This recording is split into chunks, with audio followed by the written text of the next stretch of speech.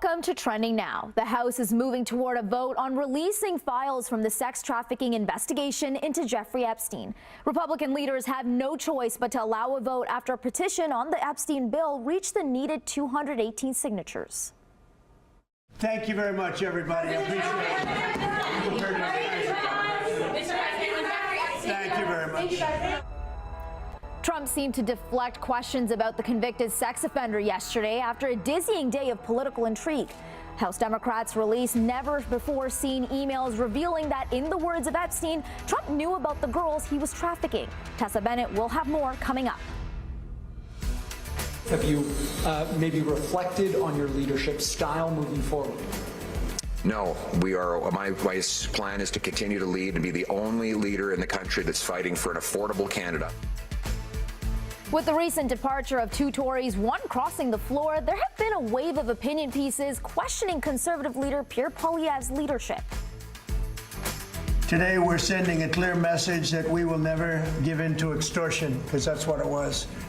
They tried to extort, the Democrats tried to extort our country. And the longest shutdown in U.S. history is over after President Donald Trump signed a funding bill to reopen the government last night. Those details later in the show. But first, the fallout from the release of archived emails from deceased convicted sex offender Jeffrey Epstein's estate continues today. The congressional petition to release the full arsenal of the so-called Epstein files now has enough signatures to force a vote on the matter. For victims, many long calling for transparency, the latest release of Epstein documents mentioning U.S. President Donald Trump only amplify frustration. Survivor advocates say the public deserves full disclosure if justice is to be served. Tessa Bennett joins us live in studio with the latest from the Epstein-Trump saga. Tessa? Manisa, for the Epstein file disclosure bill to become law, it would have to pass the Republican-led Senate and be signed by President Trump. Still, a vote would put lawmakers on the record on the issue.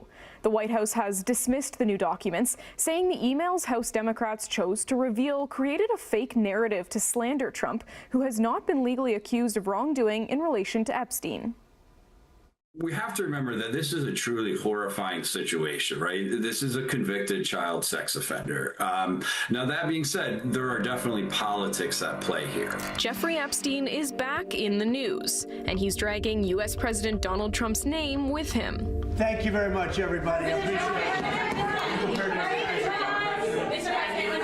Thank you very much. Trump seemed to deflect questions about the late financier and convicted sex offender yesterday after a dizzying day of political intrigue. House Democrats released never-before-seen emails revealing that, in the words of Epstein, Trump knew about the girls he was trafficking. The emails are just one piece of the puzzle, showing the public just how much of the so-called Epstein files remain classified. Obviously, all the emails that are coming out are, appalling and concerning at the same time. But this is just more proof and evidence on why, there needs to be clarity, there needs to be transparency. We need to rip the Band-Aid off. The move to release those documents follows months of political pressure.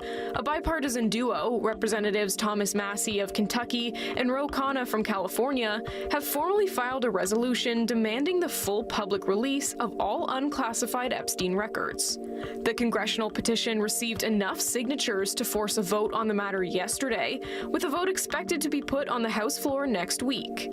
While there are numerous hurdles it will face after the vote, the bill would compel the Department of Justice to release everything. The authority that Congress would have to do this is basically its oversight authority, which is to say that it could hold the Attorney General, for instance, in contempt of Congress if they fail to comply. That would be a very tricky political situation. The Justice Department insists it's cooperating, but victims' attorneys say otherwise. Lawyers for survivors told publication The Guardian they've received no outreach from the DOJ. In the very unlikely event that the House resolution passes the Senate and is also signed into law by President Trump, there is the potential for victims to sue or to otherwise try to block the release of the files. Meanwhile, life has improved for convicted sex trafficker Ghislaine Maxwell, Epstein's right-hand woman. Maxwell was transferred to a minimum security prison after a 2-day interview with Deputy Attorney General Todd Blanche, during which she claims she never saw Trump in an inappropriate setting. Sources familiar with Maxwell's life in prison say one of her new privileges is unlimited toilet paper, while other women inmates only get 2 rolls per week.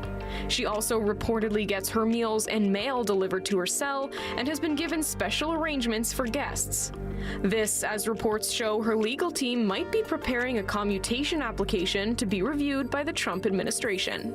There's no doubt in my mind that Ghislaine Maxwell and her team are trying to lobby for a pardon or a commutation of her sentence. Her Supreme Court appeal has been denied, so there's really no legal path for her to get out. She can collaterally attack her conviction with a habeas petition, but the chance of that being successful are almost none. Legal experts say going forward, it's unlikely further criminal justice will be served, as documents like Epstein's archived emails are considered hearsay and not evidence. Manisa.